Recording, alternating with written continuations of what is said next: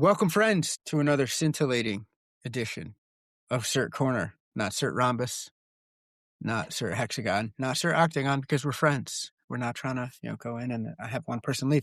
Cert Corner. As always, Omar Sangurima, joined by Alyson Laterman, and we're happy to join you all today. Our standard, whatever it is, right? Standard disclaimer. Though I am a lawyer and Omar is a cybersecurity expert, we are not your lawyer or cybersecurity expert for the purpose of the podcast, but we are here to share our knowledge and wisdom and experience, and with hopes that it will help you make whatever choices you need to make along your particular journey. With that, I'm getting ahead of myself, like the Beowulf of certifications. No, this one today, special place in my heart here, and I'll get into exactly why. But what was it, Omar? Good question.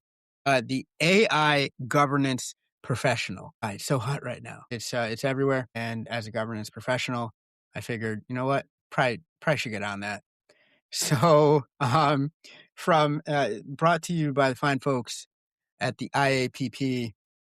Might get hate mail from them after this one.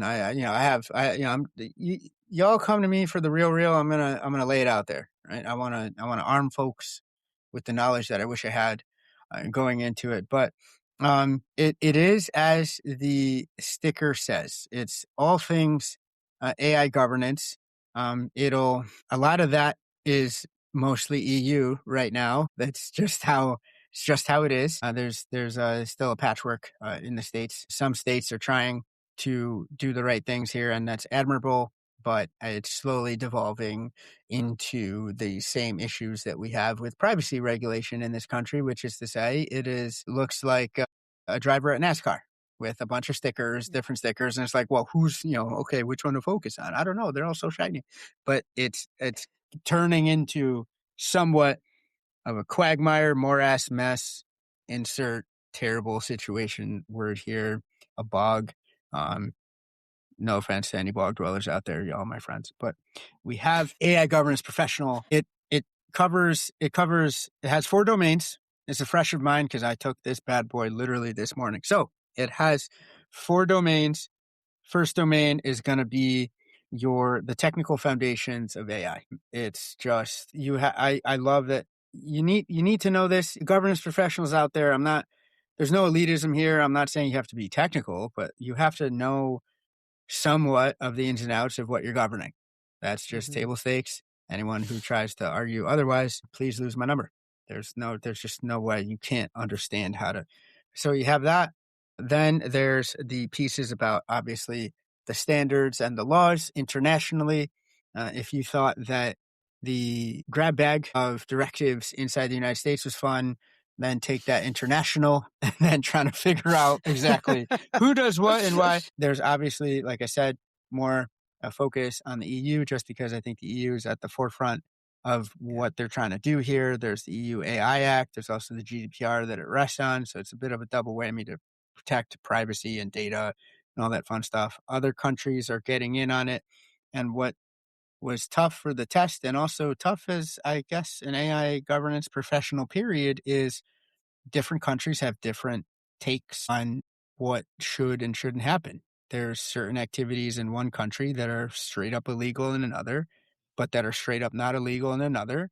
And it's really hard as a user, as a developer, as a subject to these tools that are getting thrown at us. It kind of figure out exactly what's legal, what's not, and what's safe and what's not. That's what I think this exam kind of tries to put out there. Then third was the development lifecycle. And then I think fourth was just straight up like overall doing it safely, harms, protection, etc. So broad, can go deep in any places. So you have to prepare. And as a personal note, as Alyson, you allude to, taking a lot of these over the career, but it's a 12-year. I always try to caveat it with, it's a 12-year career. So, when you do the numbers, it averages out to not like a wild amount of certs a year, in my opinion. But this is anything from the IAPP is going to have a special place in my heart because it is one of the ones that I've failed. in the past. It's, I have it's a bunch of wins, right? And, like I always liken my cert record to like a Mexican boxer's record. Like there's 100 and something and then like 4 or something. In my case, it is 4. There's 4 certs that I failed on the first attempt. IAPP is one of them. It was a CIPP US. I don't think I respected it enough. I thought, hey, I'm a cyber guy. I dabble in privacy, right? Can't dabble in privacy, let me tell you. So that I paid for it. And then I got mad and I took the CIPM from IAPP, got through that one. This one was floating around, but I will say that because it was IAPP's, I kind of looked at it and, I was like, oh no, it was in my head. So I was very, very tentative to engage with the material at first, not going to lie. I think it probably motivated you also because you, just like you said earlier in this conversation, with privacy, right, knowing it's a bit of a patchwork and a little this, little that, AI wasn't going to be better than that. You kind of had a bit of a flavor already for the fact that there is no necessary, try that again. There was no certainty of a particular kind because everybody values different pieces differently. And so they make laws to go with those values and those associations. And so it probably gave you at least a little of like, oh, I know why I need to worry because I just did this with the privacy. But you also knew, I think, without realizing it, how to prepare for it better, knowing that uncertainty piece is part of it and built into the nature of AI governance at this point. It's absolutely spot on. It was, and having done, I will say this, I would not recommend the AIGP be the first IAPP cert that you take. I'll say that, right? Because I knew coming in that, and take a step back real quick. I want to give a shout out, right, to my mentor on this, on this track for the AIGP, Dr. Kyle David. I want to say if you're, again, not a paid endorsement by any means, although if he wants to throw me, like $10 via Venmo, I'm not going to say no, but he's already thrown me. I will say, that was a cheap joke, but he's already, he did an accelerator for like a bespoke cohort of folks. I was fortunate enough to be accepted into, one of the 2 cohorts that he did. Intensive. We spent 28 days of February studying in a group. We had a WhatsApp group. We had a check-in on Monday, check-in on Friday. We had a pre-meeting where, listen, he had a pre-meeting. They did it right. You were definitely in class. School was in session. I really say, I'll say this till I'm blue in the face. I think, I said it to him too. I was like, I think there's nothing I don't think I would have taken it. I maybe would have taken this year. Right, I would have probably just been like, you know what, F it, I gotta go. I don't think I take it this early in the year, and I don't think I walk into it as confidently as I did. We even had like a final strategy session one-on-one Tuesday, I believe, and like we did visualization exercises. There's stuff I'm going to do now for any other test that I'm going to take. A pre-mortem. You passed. What went well? You failed. What didn't go well, and then identify what to maximize, what to, just totally got my head in the right space. Also, he's one of those guys where you can see you can have an SME, but they can be a terrible teacher. And this guy was, I think, the combo of amazing SME and phenomenal, and works at the craft of teaching, because that itself, it's not just, the material, you can teach it. There's a method, you have to respect that game too. And there's varying levels of teaching ability. I think, Dr. David's pretty high up there, just phenomenal stuff. So shout out to him, shout out to the cohort. I learned a ton from, there was 14 savages in this crew. And then they let me in there. So I was very excited to, just kind of, just listen on all these calls going, wow. Teachers, somebody teaches AI at Northeastern, like just animals in this field where I'm like this, and it relaxed me a little bit, but then also it put maybe slightly a bit more pressure on me going, listen, if I don't do it with this type of preparation, I'm going to disappoint this really cool group of people. That too, for sure. But also there's no hope for me. Like but I felt that ultimately it helped, because I felt like there's no other preparation. There's no other better way that I could go there. Part of the accelerator was also his course, right? I think it's like a 20 or 24-hour course on this material. Right. Just phenomenal stuff. Test bank questions, strategy sessions, group strategy, one-on-one strategy. But knowing, and one of the things that constantly came up here, don't take this one as your first IAPP.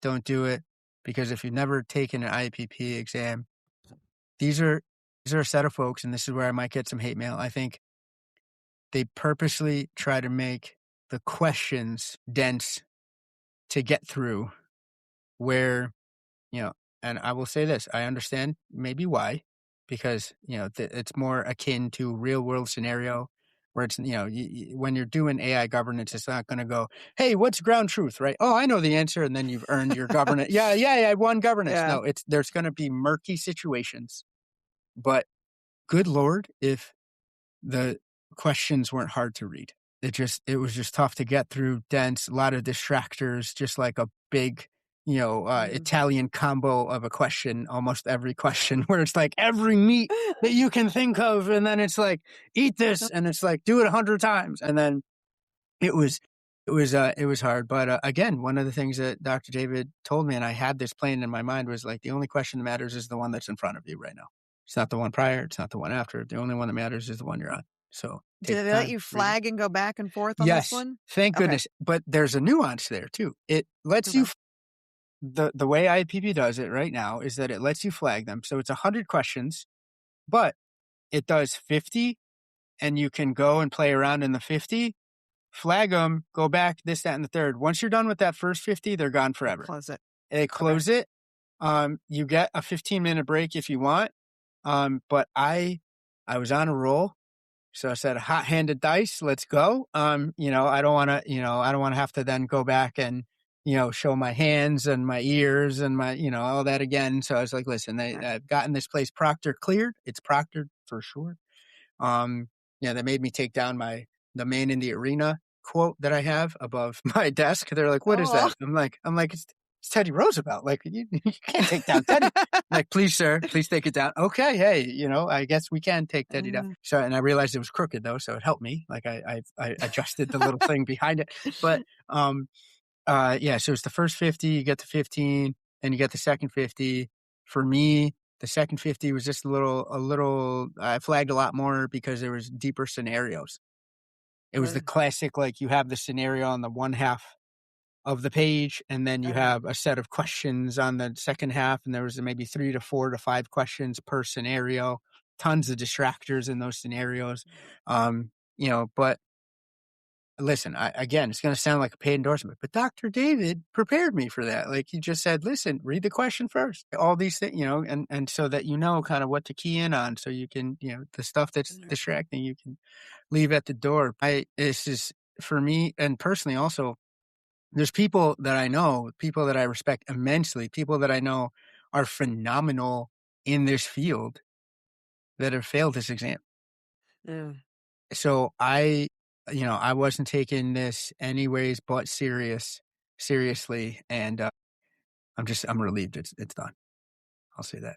So you finished it in what, about an hour out of the 3 hours they gave you? Yeah, listen, I always, I'm double parked. Like I was like, hold on, I got to move my car, right? They're doing street cleaning on one side, right? For any city folk here. And it's funny because in the strategy sessions, I made it a point to tell the cohort, I made it a point to tell Dr. David, like, I'm going to take extra time. I'm not trying to buzz through these, because the things that were catching me on the prep were the least likely, right? Like dug into the tail end of the question right at the end. So my normal keying in and shortcuts where I go, oh, it's this word and it's this word, and then the association that I'm going to, bless you, by the way. I felt like I was taking my time, reading, rereading, but I got on a roll, I think, on the front 50, and then I carried it through. Definitely took more time on the back 50, but got out of there in 60 minutes. When you feel the flow, that's great. And I think if you weren't, you would have taken the break, reset yourself, probably done some of the visualization. Holy cow today. visualization exercises Hey. that they had given you Sure. to get back on track, right? So Mhm. when people are taking that exam, if you got to go shake it off, shake it off. Absolutely. Don't push through that. Take that break, Mhm. shake, get your brain straight. But Mhm. it sounded like you were flowing and going today, which is great. I And of course you was passed it. Yep. And it was at the, Spoiler alert.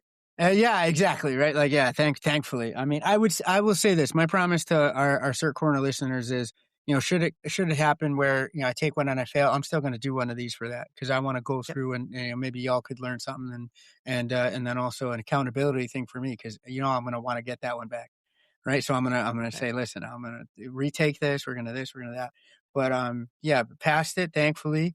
And just, I mean, it's a weight off just because again, now finally I'm 2-1 when it comes to IAPP.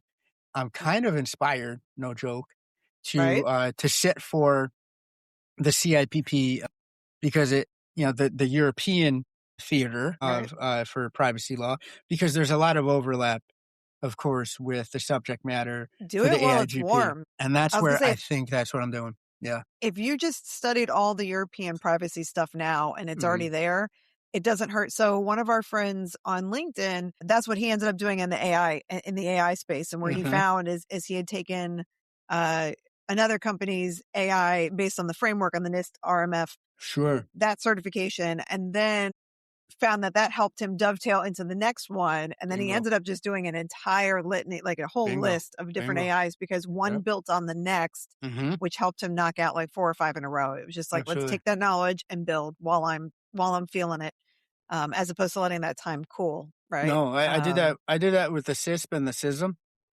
I remember back in the day, like, walked in, had no business taking the CISP, passed it, thankfully. But then once it was fresh, I think I took the CISM like the next month. And then, and then my wife's like, yeah, you're done, right? I'm like, hey, about that. Like, and then, for like this week.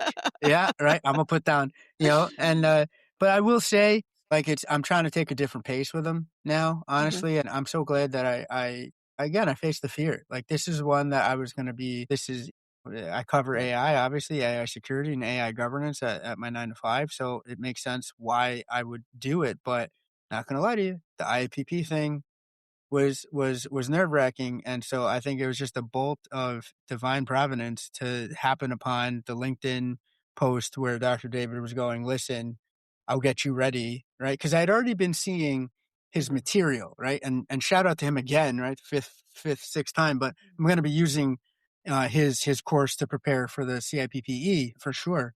And doing what friends do, paying full price. Like that's, I don't want like this, to support his great work. But it had been in my algo a little bit where, everyone's going, wow, I passed. It's this course. I passed. It's this great course. And then I saw the accelerator and I said, you know what? Let me try it. Right. Like, let me. Where, if somebody wanted to find that same course, if they're like, yeah, this sounds like the one I want to check out, where do they find that? So he has and a again, website. This is not sponsored. No, but again, you might as well just tell them where to find it. Yeah, of course. Right. So it's in 2 spots. I will say that there's pros and cons for both. Of course, I'm going to try to push people, again, not a paid endorsement, but try to push people to drdavidprivacy.com. That's his proprietary website. Of course, I would, I think I'm not revealing inside baseball here, but like if you buy it directly from him, he gets most of the cash, right? It's one of those things. It's on Udemy as well. For my use case, I'm a dummy. I'd probably buy both only because, and here's why. I think for the Udemy, I could listen to it while I'm on the Peloton, right? I can listen to it while I'm walking around. It's a little bit of an ease of use thing where I think Coursera and Udemy, like the platforms, obviously they figured it out, right? They've, the wheel for them rolls, and it obviously does good things. There's just the platform, the UI. But what I will say conversely though, right, as pro and con, I'm trying to be, equitable for the listeners here.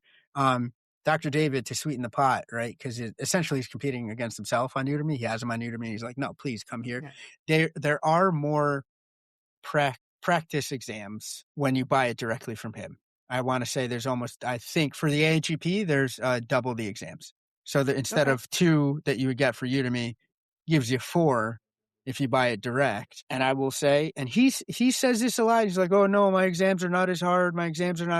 He makes a big joke in one of the first. I mean, they were comparable, man. right? Like I feel, a couple other the tools that I use, right? That I think that dovetails into there. So of course, right, that material, sacrosanct. That's the way. I would, again, IAPP might send somebody to the house, but I'm kind of like I'll drop a pin and we'll figure it out sort of guy. So you can roll up, but there's I think it's better than the proprietary stuff. I'm going to say it there. I said it, but the other kind of things that I did was big help from Notebook. I've been a big fan, right? We've been talking about this on the side here. Like I'm a big fan where as long as you make sure that those sources that you're putting into Notebook are mustard, are curated, are amazing, are ground truth there, you can go nuts and cut down on fluff time, cut down like you just put the sources in there. It can give you slide decks. It can give you flashcards. It can give you podcasts, right? It can give you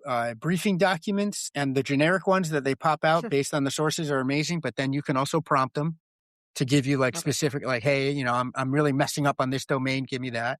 The other piece that I also did was, and I had to play with it a little bit, right? So out of the box, Claude was almost there in terms of so I used the paid version Claude Opus, I think 4.6 extended, and I had to tinker. The first couple of exams that it gave me were, and you're going to laugh because, you've built these for a living here. Like the right answer was longer than everyone else's. So it was automatically like, oh, it's that one, right? Like, oh, it's that one.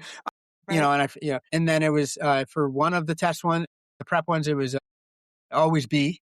So I said, hey, Claude, sorry. Please. No, for sure, right? Like it's again, please have some variety in answer correctness, please, right? Yeah, and also truncate. Well, they tell you just pick one letter. That's when you take a test, right? Yeah, if you don't know the answer, it's always B. Just right? go, it's just go, just pick a letter. Exactly. Yeah. Just kind of roll the dice to figure it out, right? Claude took that a little too literally, though. It really did, but once I got the output where I wanted to, then what I was able to do was okay, now cool, and the thing I do is this, right? A week out from the test, give me a full length exam, right? From then each successive day, I shave off like 5 or 10. So by yesterday, I did 25. But what I also do is each time I shave some off, I ask it to up the difficulty.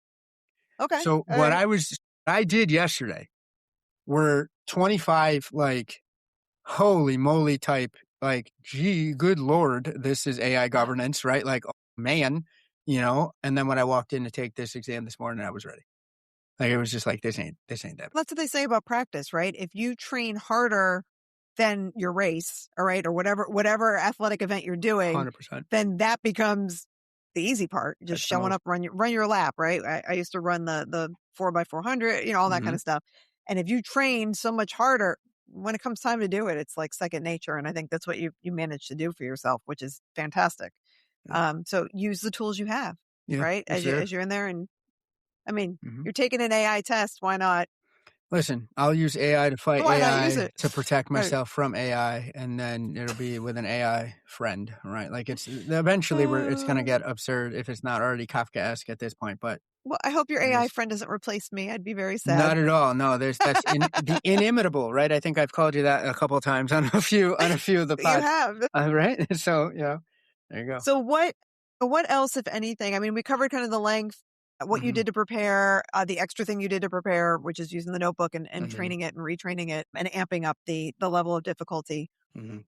Who should consider taking this certification? I think what I loved about the cohort, and I think it was obviously emblematic of the types of folks, he's not going to bring in a cohort where it's not. The mix was great. I think there was maybe 3 or 4 cyber folks on there. And I mean this, and I think you know this at this point with my personality. I love feeling like I'm the dumbest guy in the room. I don't get weird about it. I get excited. I'm like, I'm in the right room, right? So the other 3 cyber folks in that cohort, I was like, okay, like there's levels to this game. This is amazing, right? I was so excited to hang out and learn from those 3 folks. But then we also had lawyers straight away. I figured there were lawyers in there. 100%. We had lawyers. We had a few CPAs, right, from the auditing world and the auditing standpoint. I know we had, and international flavors thereof. I mentioned the WhatsApp group. It was necessary because that's how you can, cross borders and chat and discuss. And, and I'm smiling because I'm picturing all the congrats that I got once I told the group that I passed. It was great. I tagged them all on LinkedIn too, because it didn't happen professionally if it's not on there. All right, it's not LinkedIn Tagger official. didn't happen. Yeah, tagger didn't happen, right? Pics are GTFO. That's But right. so yeah, you have I think auditing, right? Internal audit, and I'm being very careful to say like audit, not necessarily cyber. Could be just compliance professionals straight away. Definitely cyber folks were there, as I mentioned. Lawyers, CPAs. There's some AI, just like AI, like mechanics, AI architects, AI.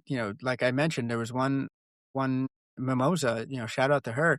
I think she teaches like a badass class at Northeastern, just straight away. That's And like, cool. oh man, Yeah. and it's just you hear, and it was just like I looked forward to these calls, and I made time for them because just listening and soaking in this knowledge in a frontier sort of setting, or a type of frontier technology going on right now. Yeah, I was privileged to be in that group. That's wonderful. Yeah. So for anyone who wants to check it out, it looks like it's at IAPP.org. Mm-hmm. And they have some training. Do they have some training on the website as well that they offer? do, absolutely do. And I will say this, maybe again, it was because this was like the latest version. It just changed over in February of 2026.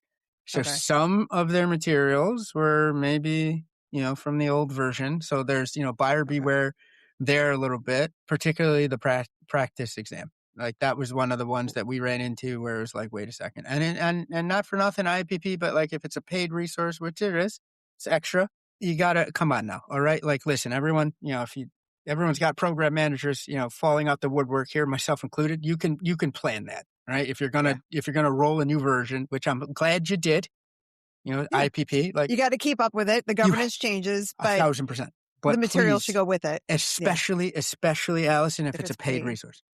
Yeah. If it's free, it's like, listen, I mean, okay, whatever. I'm just maybe getting reps on the format for the questions. But if you're charging people for this thing, kind of a little, how dare you? I'm just, don't revoke my cert. I'm very happy that I have it, but I'm not, please don't do that. I don't know. I'd be tempted to ask for a refund for it to not be representative of the material. Trust me, like it was. Because I don't think this is cheap, is it? I mean, what's the pricing on this? So they do kind of a tiered system, where I believe also like, area of the world, there's that, or I'm always a fan of doing that for sure. But then also, like what number IAPP cert this is, or even attempt that you took, right? Like as I mentioned, I took the US, failed, got the CIPM, but like this now third one was cheaper than your initial. If this is your first one, which again, I can't stress enough, don't have it be, because the material is esoteric enough, that then the format is gonna, like, it's gonna be,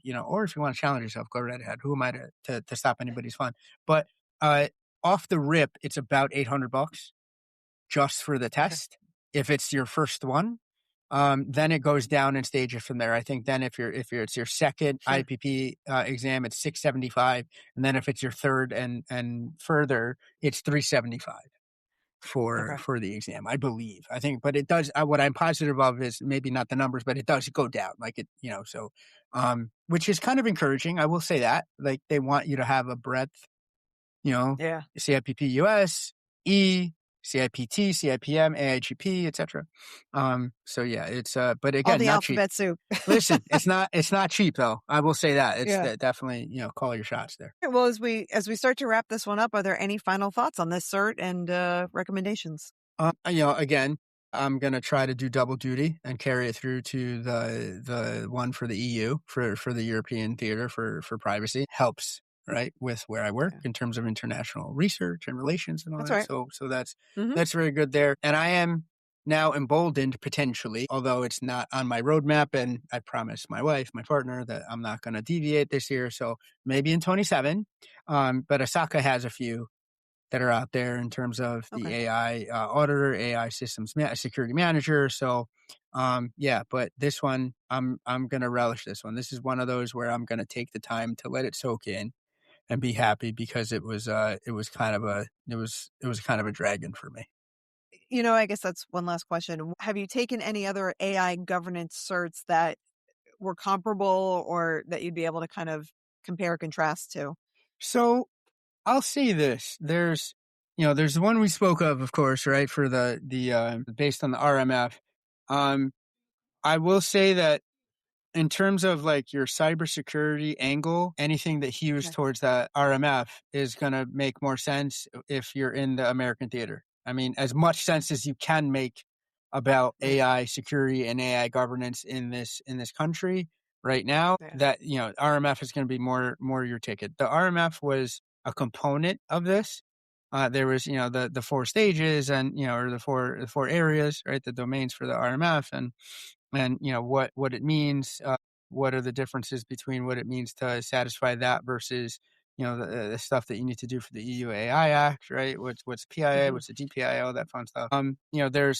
There was one I remember that I was also part of and this was weird, and this made me think of you, right? Because I remember when I helped you a few moons ago, like kind of develop an exam, there was the line in the sand of like, then I couldn't go back and take it, but Cloud Security Alliance allowed me to, so I did.